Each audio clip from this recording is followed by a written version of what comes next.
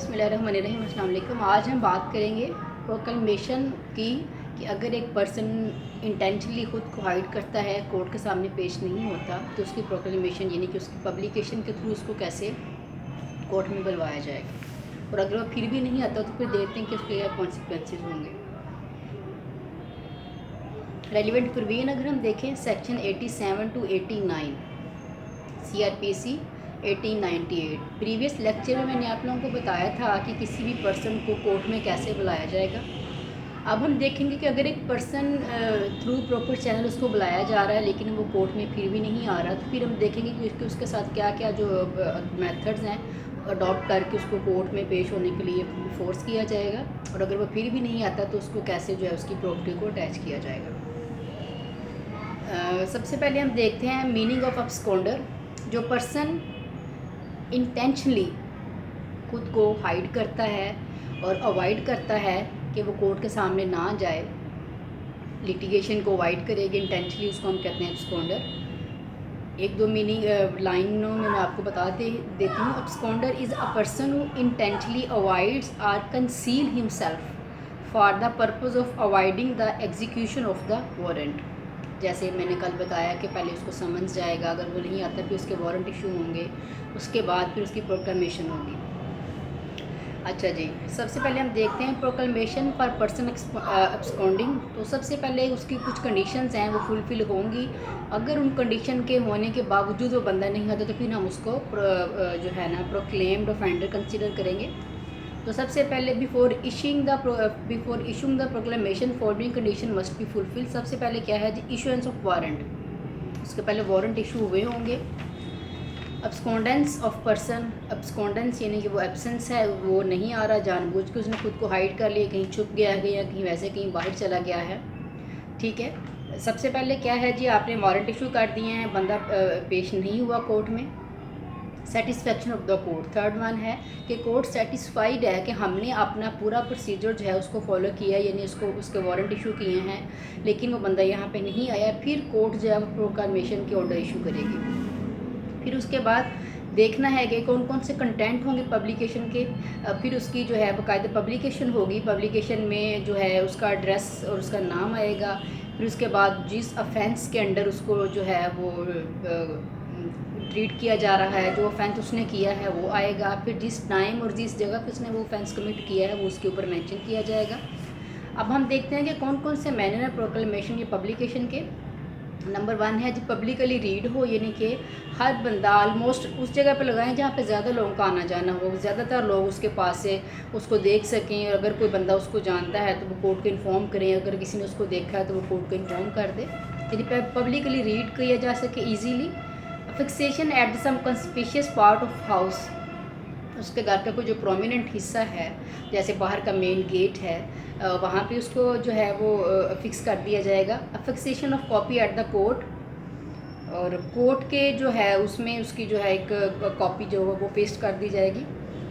Written statement of court या magistrate, और court की क्लियर कट रिटन स्टेटमेंट हो कि इस पर्सन की जो है प्रोक्लेमेशन की जाए तो तभी प्रोक्लेमेशन होगी। ये 3-4 कंडीशंस हैं जो आपने अपने माइंड में रखनी हैं कि क्या क्या चीज़ें पूरी होंगी।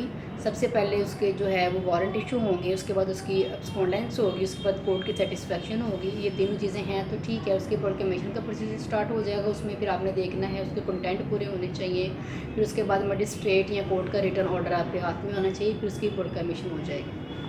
Attachment of property of person absconding under section 88।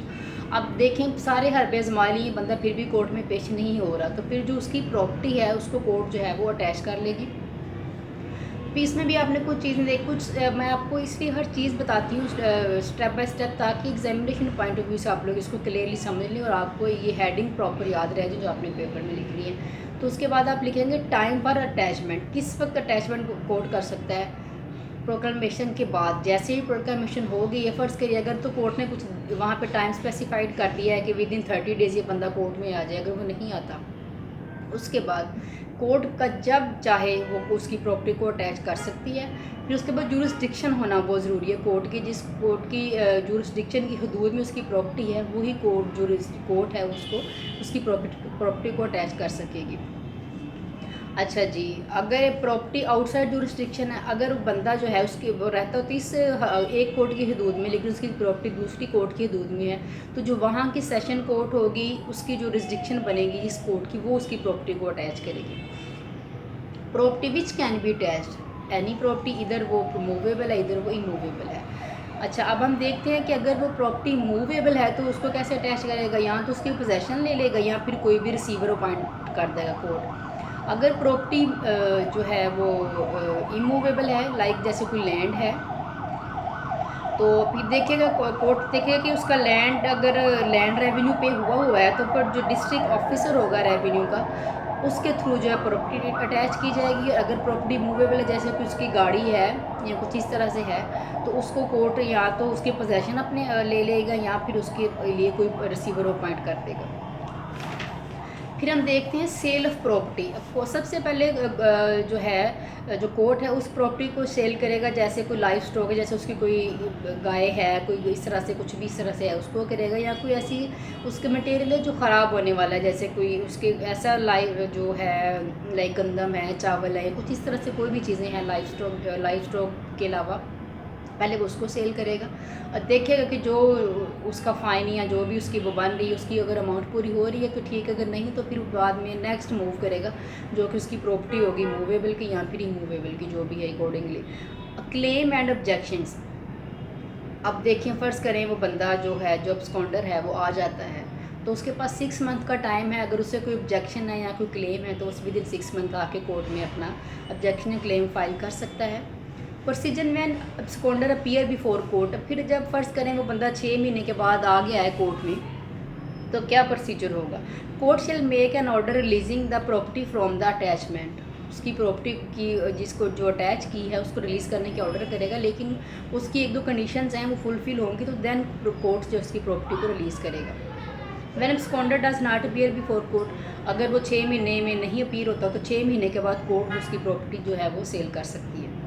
Restoration of attachment property.